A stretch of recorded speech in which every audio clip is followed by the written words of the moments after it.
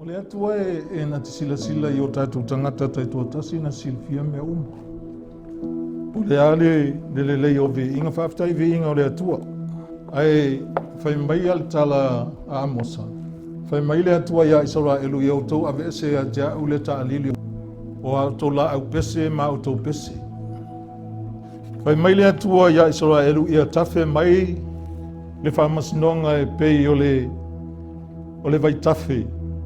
Ma le ami o tonu e pei o le vai e tafe te tele lapa. O le olanga whapa ia ina o le tangata e selfie sila e o le atua. E fia sila ia o le atua le tangata la e mamalo na olanga, la e ola mo le atua.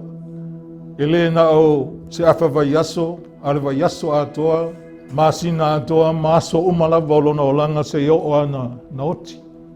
Le anga e whai maitus pa ia e fia le atua, i le oti o na tangata a mi o atua.